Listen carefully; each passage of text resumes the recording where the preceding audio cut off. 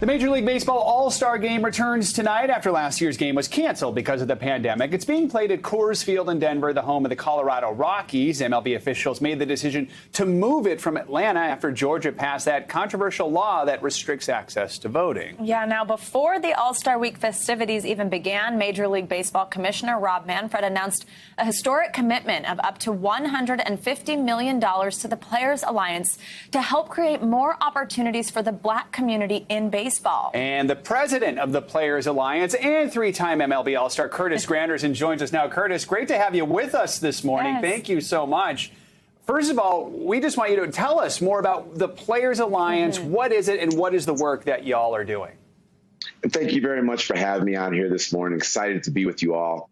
The Players Alliance consists of 150 current and former Black professional ball players that are coming together over the last year, just trying to find different ways to make this game accessible for players that want to be introduced to the game, that want to become fans of this game, and also want to work in this game. So having this partnership with Major League Baseball and announcing it yesterday at the All-Star Game was a great thing. It was a lot of work for a lot of players, not only myself, but players that have come well before me that have been talking about how do we go ahead and continue to make this game available if a kid wants to play it, if a kid wants to work in it, if a kid wants to watch it. So we're excited about everything we've done up to this point and everything that is still left to come.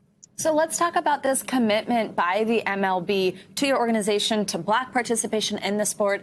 How does this impact the next generation, this commitment here of Black baseball players? What do you hope comes from this? Well, the commitment comes from first all 30 ball clubs, but mainly with the Colorado Rockies. With the Colorado Rockies and Dick Monfort, the owner of that team, being on our ownership committee, really advocating and pushing for what we've been doing and seeing everything that we've done. We actually had a kids camp here yesterday morning where 150 kids came out. A lot of those kids received their first glove and their first baseball bat for the first time and got a chance to see a bunch of current and former players, MVPs, All-Stars, World Series champions, players that ultimately will be in the Hall of Fame. So this is just the beginning of some of those things. After we leave the All-Star Game tomorrow, we're going to start our Gear for Good campaign, going to the state of California, hitting all those major league cities, providing that equipment and gear for those in need out there. That was so cool. Nothing like getting your first baseball glove and figuring out how you're going to break it in. That's the key once you get that. I bet they were so excited. I do want to ask you about the MLB changing the location of the game. The decision was met with a lot of praise, but also some criticism. There are some Republican lawmakers who are even airing an ad during tonight's game about it. So as a former player, how do you think these issues of politics and social justice are impacting the game? To those who say, I don't want politics in my sports, what's your response to that?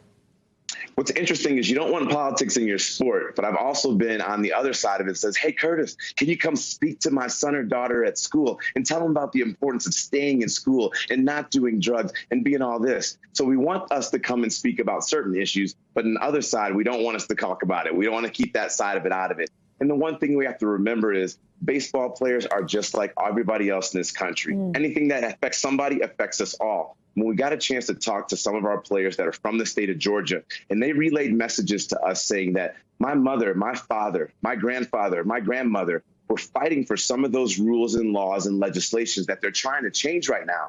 I don't know how I can go ahead and not be on one side of this. It doesn't mean that they weren't going to play. It doesn't mean that they weren't going to show up. But this was how some of these players felt. And we made sure that we let Major League Baseball understand that and know that this is how some of these players are and what they were going through. And I think that played into some of the decision making to move the game from Atlanta to Denver. However, from the Players Alliance standpoint, we made a commitment to go to Atlanta. We're going to be there in 2 weeks for Hank Aaron weekend, continuing to do things in the community out there like we promised, like we said we're going to do, and like we're going to do across this country. Continuing that outreach, so important. All right, Curtis, we can't let you go without asking, who do you think is going to win tonight, National or American League? Well, we got to go ahead and piggyback off of Pete Alonso, the home run derby back-to-back champ in the National League. So I think they have the momentum. The crowd was hyped. They were energetic. They were having a great time last night. And hopefully all that energy continues to go into tonight's game. But it's going to be an exciting one. So for everyone out there, if you missed the home run derby, Don't miss the All-Star game tonight. It's been a great way to get that large fan base back to everything that's happened last year. So tune in. It's going to be a fun one. I was just at a baseball game, Target Field, my Minnesota Twins over the last weekend, and it was good to be back in the ballpark. I know. I was just at Fenway, and it was so much fun. Exactly. So good that it's back. I know. Curtis Granderson, thank you so much for joining us this morning. Best of luck on everything you're doing. We really appreciate it. So great to have you. Thank you. Thank you. Y'all have a good one. All right. Hey, NBC News viewers, thanks for checking out our YouTube channel. Subscribe by clicking on that button down here and click on any of the videos over here to watch the latest interviews, show highlights, and digital exclusives.